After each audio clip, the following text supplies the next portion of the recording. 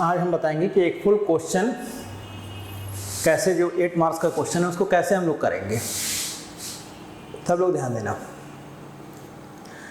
ये क्वेश्चन है। जब भी फुल मार्क का क्वेश्चन 8 मार्क्स का क्वेश्चन आता है तो उसमें सारी चीज़ें जो हम लोग पढ़े हैं अभी, छोटी छोटी चीज़ें, गुडविल का वैल्यूएशन, रेशियो और जो भी रिजर्व्स का एडजस्टमेंट है और जो भी रिवैल्यूएशन अकाउंट है, ये सारे पॉइंट्स हम जो पहले बताए हैं पहले की वीडियोस में, उन्हीं सबको मिक्स करके एक फुल लॉन्ग क्वेश्चन बनता है।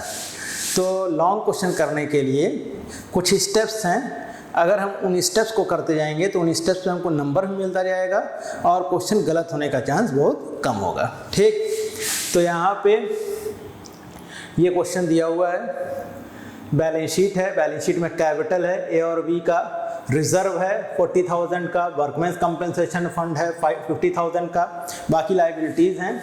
यहाँ पे सारे एसेट्स दिए हुए हैं, एसेट्स में एक गुडविल दिया हुआ है 20,000 का। ठीक, अब यहाँ कह रहा है कि सी एडमिट हो रहा है, सी जब एडमिट हो रहा है तो ए सरेंडर कर रहा है 2/5 फ्रॉम हिज शेयर।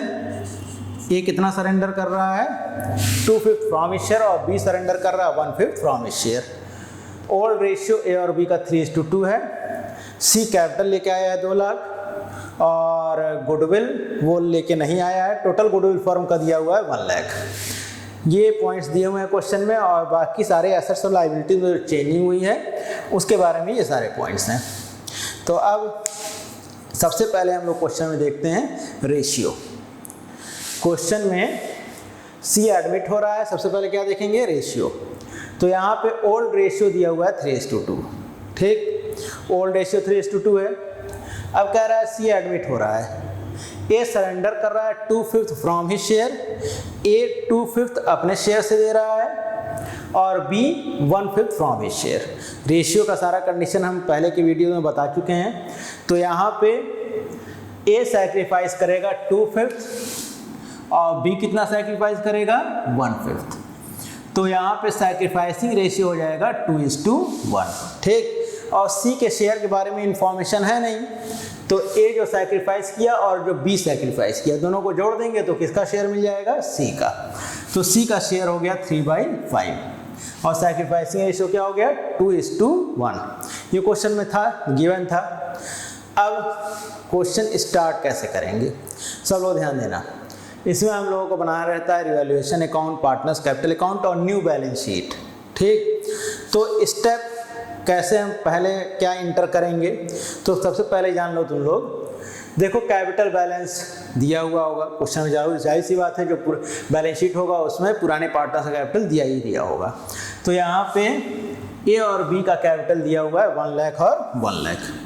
तो बाई कैपिटल बैलेंस जो भी बैलेंस शीट के अंदर पहले से दिया हुआ है उसको हम लोग कैपिटल में क्रेडिट कर देंगे कैपिटल अकाउंट में। ओपनिंग बैलेंस है ये 1 लाख ए का है और 1 लाख बी का है। ये हो गया। अब देखते हैं क्वेश्चन में किसी भी तरह का कोई भी रिजर्व फंड या प्रॉफिट है लायबिलिटी साइड में। तो यहाँ पे जनरल रिजर्व है और वर्कमेंस कंपनसेशन फंड है। ये याद रखना, किसी भी तरह का कोई भी रिजर्व फंड होगा तो वो पार्टनर्स में बांटा जाता है। किस रेशियो में? उनके ओल्ड रेशियो में। तो यहाँ पे जनरल रिजर्व जो 40,000 का है ये बांट दिया जाएगा ए और बी में। किस रेशियो में? उनके ओल्ड रेशियो में। तो बाई जनरल रिजर्व ए और बी में बांटा जाएगा उनके ओल्ड रेशियो में। 40,000 का है, 40,000 का ओल्ड रेशियो 3:2 था, तो 40,000 का 3/5 करेंगे तो आ जाएगा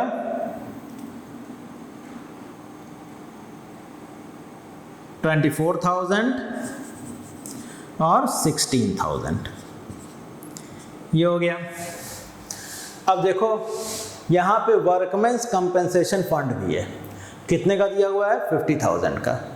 अगर क्वेश्चन में कोई इंफॉर्मेशन अगर ना दिया रहे तो वर्कमेंस कंपनसेशन फंड पूरा का पूरा बांट दिया जाएगा पार्टनर्स में। किस रेशियो में? ओल्ड रेशियो में। वर्कमेंस कंपनसेशन फंड और इन्वेस्टमेंट फ्लक्चुएशन फंड से रिलेटेड जो भी पॉइंट्स थे वो हम पहले के वीडियोस में बता चुके हैं। तो अगर कोई कन्फ्यूज़न हो तो तुम लोग वो वीडियो देख लेना।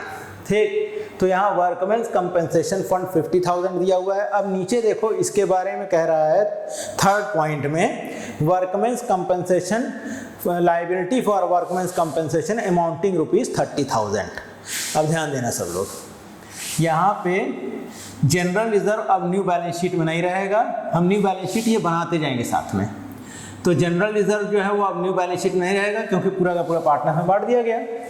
वर्कमेंस कंपेंसेशन फंड 50,000 था, 50,000 में से 30,000 रखना है लाइबिलिटी के रूप में।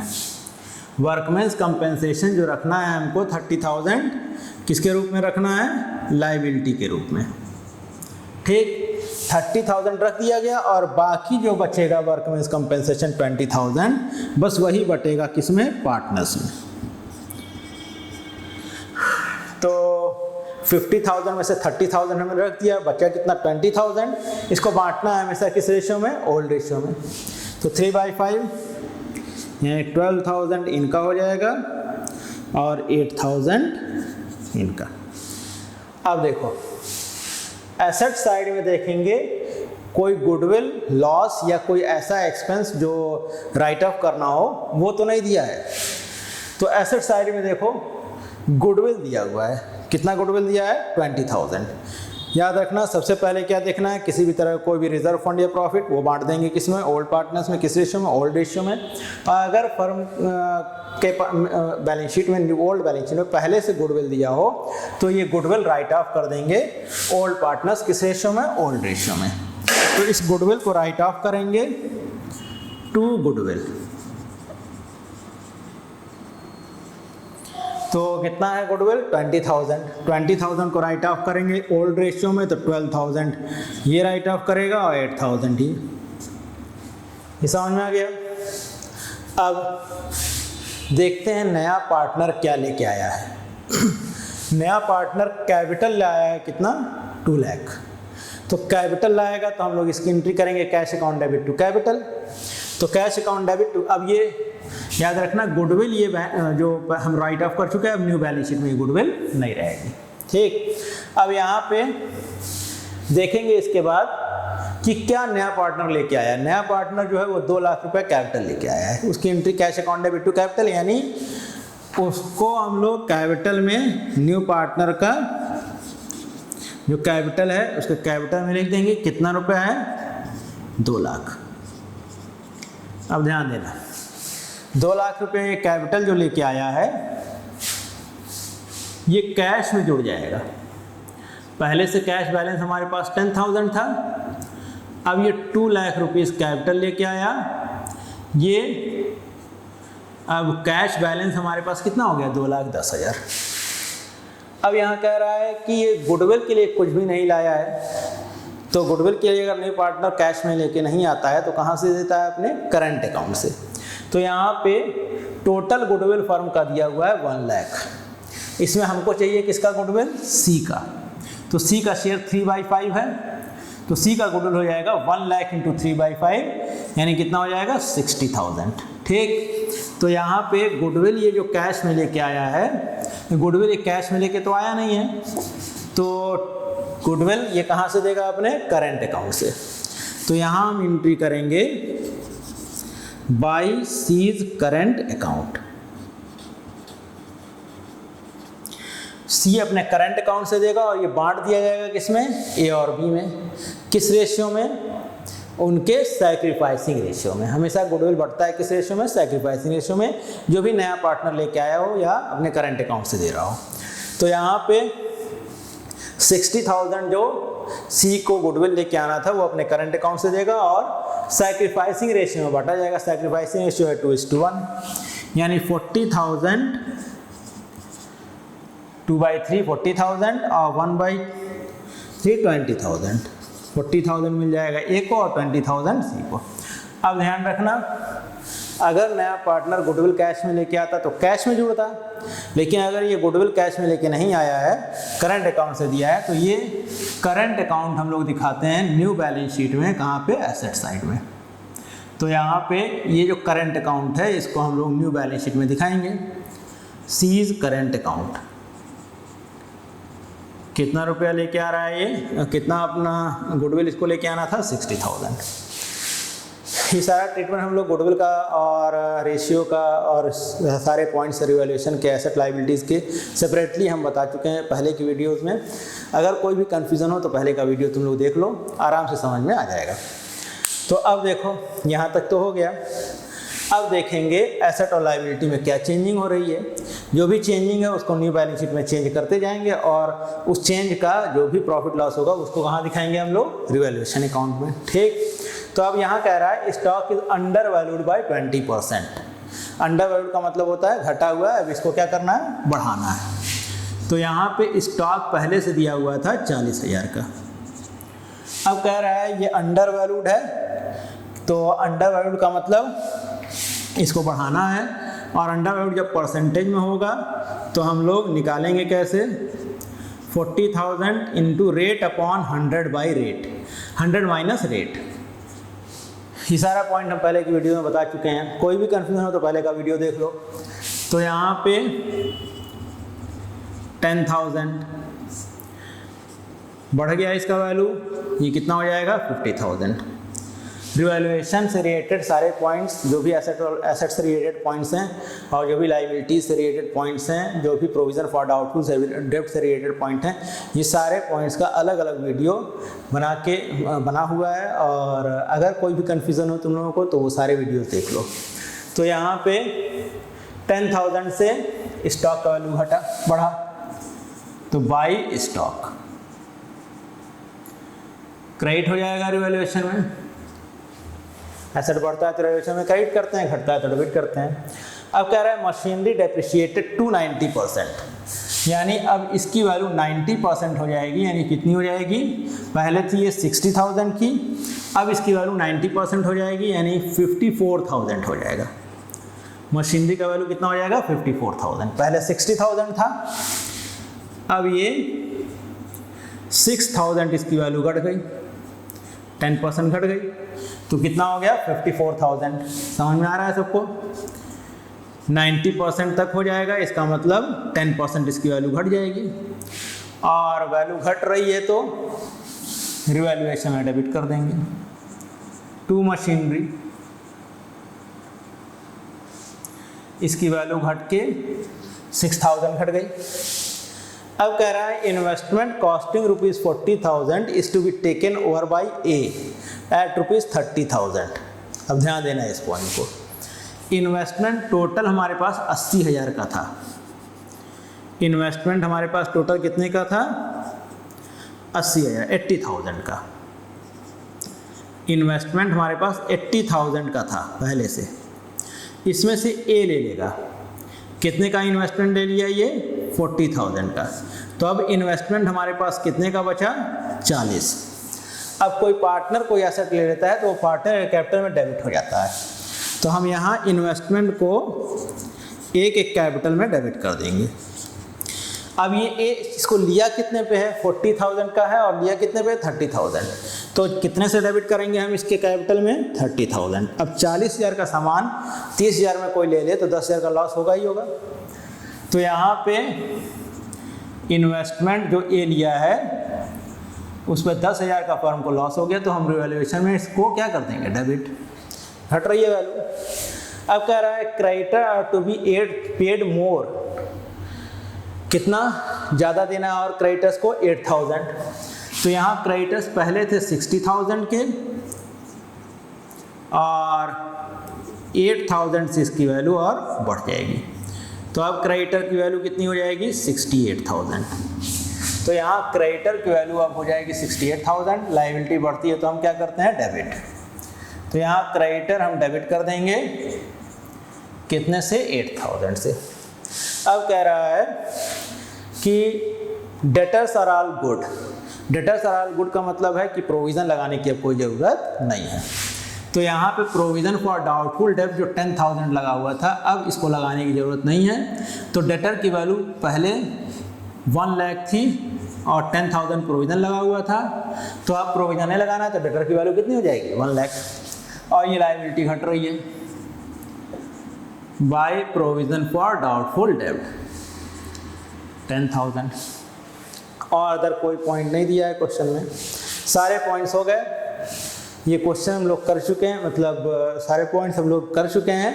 तो यहाँ पे अब क्या निकालना है हमें, लॉस, ठीक, या प्रॉफिट। जो भी लॉस या प्रॉफिट आएगा उसको रिवैल्यूएशन में डेबिट या क्रेडिट कर देंगे, रिवैल्यूएशन में वो हो जाएगा। और उसके बाद जो भी उसका प्रॉफिट लॉस आएगा उसको पार्टनर्स के कैपिटल में हम ट्रांसफर कर देंगे, किस रेशियो में, ओल्ड रेशियो में। तो यहाँ पे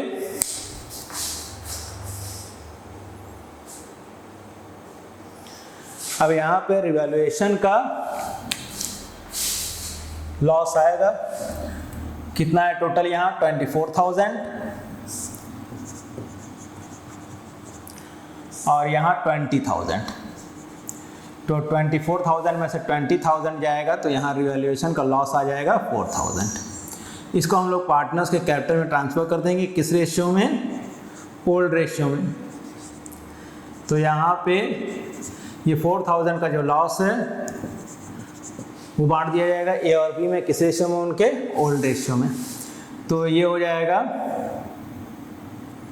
2400 और यहाँ हो जाएगा 1600, ठीक। अब ये रिवैल्यूएशन का लॉस जो है पार्टनर्स के कैपिटल में डेबिट कर दिया जाएगा, कितना है 2400 और 1600। अब जो कैपिटल का बैलेंस आएगा वही न्यू फर्म में कैपिटल बैलेंस लिख दिया जाएगा। तो यहाँ कैपिटल का बैलेंस कितना आएगा,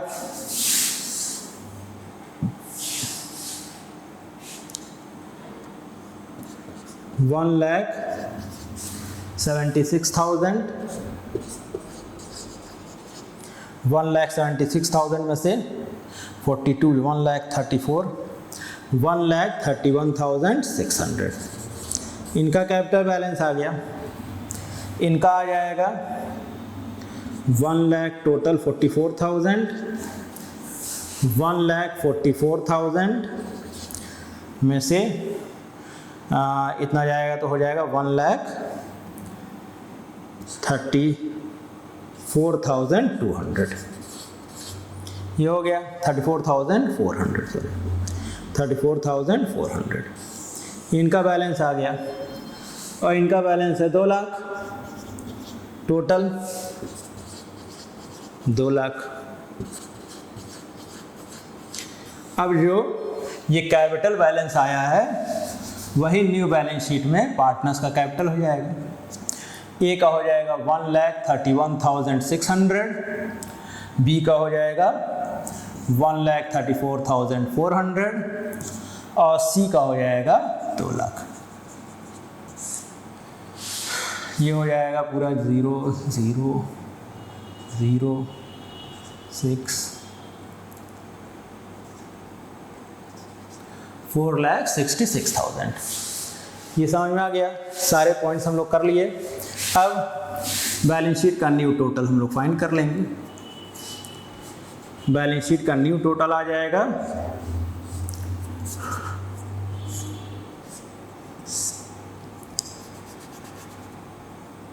4,96,000 और 68, वहाँ 5,64,000, 6,14,000, इधर भी आ जाएगा 6,14,000।